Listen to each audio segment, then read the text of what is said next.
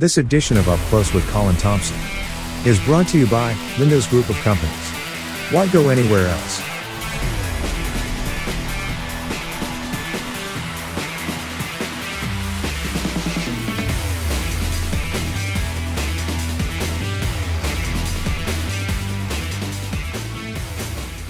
Well, hello everyone, and welcome to this very, very special edition of Up Close with yours truly, Colin Thompson. Today, it gives me tremendous pleasure to introduce yet another one of our former greats, star cricketer, Mr. Eugene Buck Woods. Mr. Woods, welcome to the show. Well, it's an unexpected pleasure, but I'm glad to be here. And we're just delighted to have you on board. Now, of course, Mr. Woods is the eldest surviving Somerset Cup match player. And as you can see in the backdrop, we've got the banner, the flyer up, the Cup match flyer up, because, you know, that time is just around the corner. So very timely, and we are very honored to have you here, Mr. Woods, again. So tell us about your career. You know, where did this journey first and foremost start for you in the sport of cricket? Well, I think I was about 16 and a half, and it was during the summer, and I was working with Kenny Mabry's father on a tugboat called the Justice. And there was another company in Hamilton, and they used to have an annual cricket match. I wasn't selected to play because I was going to meet a friend of mine, Junius Duran, who's deceased, and we always went to Hamilton on a Saturday on the Corona to see what new cricket books they had around. But as I was walking across the field, Mr. Mabry, who was at Sums Cricket Club field, saw me walking across and said, "Look, these gentlemen are short of one player. Would you like to play?"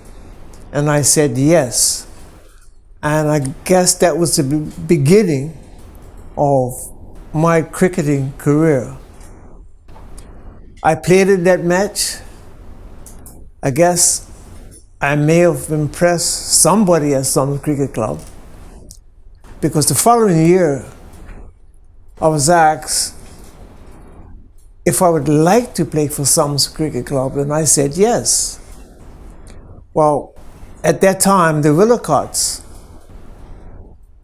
was reformed in 1953. So we had young people like Edward Joe Benjamin, Kenny Can, Junius Duran, Calvin Bean, Eugene Hensey, and that was like, and a fellow by the name of Earl White. Because we were youngsters, 16 and 17-year-olds, we had no money to buy cricket gear like pads and bats. So Mr. Earl White bought all the cricket gear for the Willicotts that year.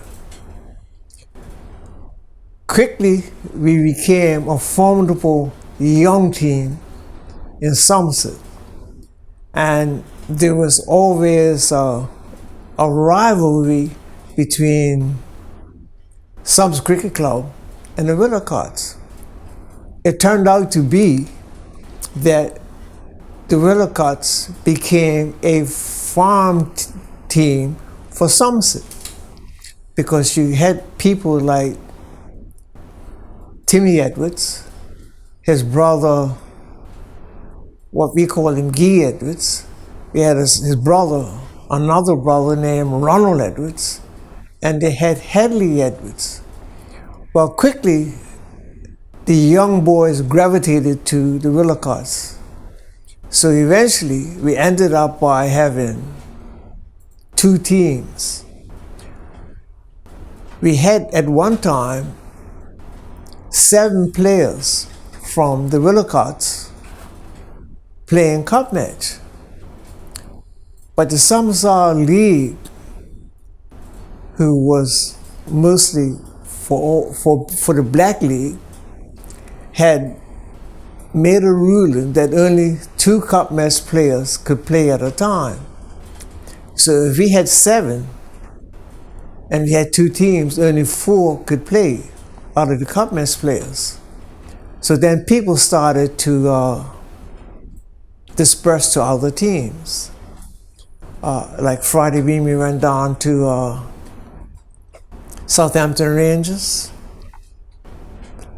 I was a policeman at that time, so I played with the police club. And the captain of the police team was a former cup match captain. His name was Anthony Sonny Roberts. I went there after playing with the Willicots. But to rewind, I played in the 1953 cup match. Okay, before you get to that, because we've covered a lot of ground, and there's so many other questions that I want to get before we get there. But you mentioned you started out playing for that team Yes. with the ferry service, Right. or the tugboat. You said you played there, but they obviously saw some of your potential. So where would they have seen you playing? Where were you playing? You mentioned you were playing like neighborhood cricket back in the day before you actually started. Yeah, we played a lot of neighborhood cricket. Like, for instance, New Road would play Cooks Hill, Elis Harbor, Portland Square. We were very young, 12, 13. And, you know, for myself personally, after I had played that match, they asked me to come down to the naval field where Somerset Cricket Club was practicing at that time to give the cup match players some practice. So I sort of traveled that route in a sense. And that's how I really got started. And So what was it about the game? What was it that drew you to the game, cricket? well, I watched. They had a team that came to Bermuda. I think it was from Antigua. And they had a fast bowler by the name of Anthonyson. And I just liked his demeanor. He was quick, and he was a quick fast bowler. I liked everything about him. And I said, you know, I would really like to be able to emulate him. And that's how I really got interested into trying to bowl fast. So it wasn't anybody in Bermuda that I saw that I could try to emulate until I saw him. And that's one of the things that stuck with me and helped me to get into fast bowling because of that. And you were right on fast bowler. Right on, yes. The other thing was that I mentioned myself being able to go on and practice with some cricket club Horn Cup match team. That was in 1952. And they had a fellow by the name of Toddy Brown, who was an opening bat for Sums Cricket Club. And I was knocking his stumps down at 17. So Lloyd Simmons, Nathan Proctor, Knox Proctor, pulled me aside and said, look, would you really like to play cricket? Do you like it that much? And I said, yes. And from there, I really got started. So in 1953, playing for the Willicots, I took quite a number of wickets. In fact, the Somerset League was divided into 2 sections, the East and the West. And being I was playing in the West, we played against Somerset Bridge, Southampton Rangers, Warwick Workmen, Western Stars, and those type of clubs. And I was reasonably successful. So they include me. I wasn't quite old enough to become a member of some cricket club, because the membership at that time, I think you had to be 18, and I wasn't quite 18. And so they somehow got me to become a member. Mr. Warren Simmons and the secretary of the club, Mr.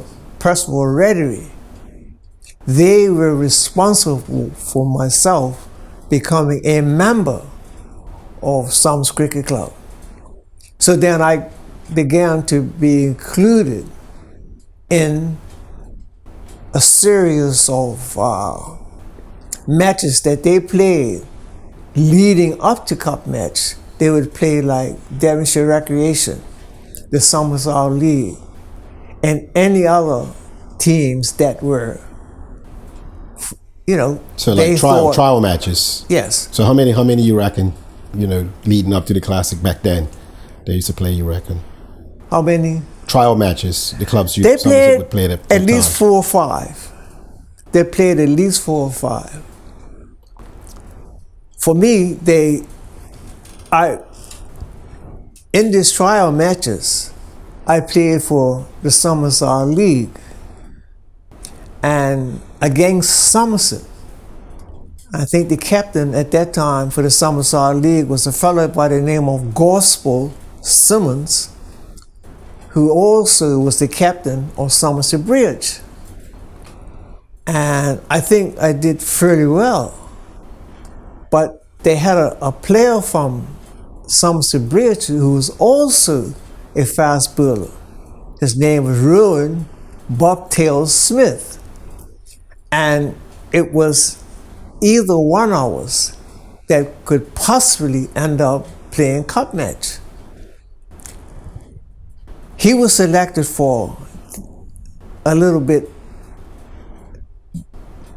more than I was. He played for, because he looked like he was going to be right in the team. And then they started to include me a little more, myself and Sheridan Rayner. So they told me that, look, if you want to play Cup match, you got to be a step ahead of Mr. Bobtail Smith. So I was an avid reader about cricket. And as a result of that, I put that knowledge into my game. And right up until they had the test match, what they call the test match, was the last game before they selected the team. My early thoughts of me getting in 1953 was because they had across the bridge at one time, very few people played in the Somerset Cup match team that was across the bridge. I think the only 2 at that time was Mackie Simmons and T.C. Hughes. So I was quite a friend of Cheesy's, and they said to me that, listen, Cheesy came to me and said, if you do well today, you possibly might be able to play Cup match. Unfortunately, I was a little bit more popular because I lived right in Somerset. And at that time, they did not have a selection committee. I think the process went something like this. The captain and the club committee of Sums Cricket Club would pick a team, and then they would have to present their team to the members. And apparently I was in the selection from the management side. And then when they brought the team out, it was almost a foregone conclusion that the young boy from Beacon Hill, Rudd, was in the team. I had people like Nathan Knox Proctor, who was a supporter of mine, and they had Lloyd Simmons. I knew him, Lloyd Boson Simmons, and Timmy Edwards, who was playing with the Willicotts. So they were sitting in the audience, and when they brought the team out, I was sitting down in the back, and everybody kept looking down the back because my name had been presented, and I finally ended up playing cup match in 1953. So when you were going through the trial process, were you nervous? I mean, you're 17, you're a teenager. You're playing against senior players, and well, what was the feeling like? They did not see with me coming out with the Willicotts. A lot of the playing cricketers did not know if I had any ability or not, because they had never seen me play. And I recall playing against Social Club. They had people like O.P. Brimmer, Skinny Mangas Lakeman, Randy Richardson. They had a very excellent team. And we went to play them, Jip Tuzo, we went to play them at the box, which is, I think Belco has all of the, what would you call it? Equipment. Equipment, yes. I don't want to jump on Belco, but that's where we played. And Clayton Richardson, who was a well-known cricketer in Bermuda, saw us at 16 and 17 years. He said, "Oh, we should be home by an hour's time." Well, it didn't turn out to be like that, because I and Junius Durand, who was the other opening bowler, we knocked them down for about 50 or 60. And they had a very strong team, like Randy Richardson, and those people. And that was the first time that the Willicotts became a notable opposition. Right. And from there, we just kept on going. So with all of that, that was my initial inclusion as far as becoming a known entity as a cricketer. Okay. Well, we're just going to pause for a quick moment. We'll be right back with more from Mr. Eugene Buckwood. This edition of Up Close with Colin Thompson is brought to you by Lindo's Group of Companies. Why go anywhere else?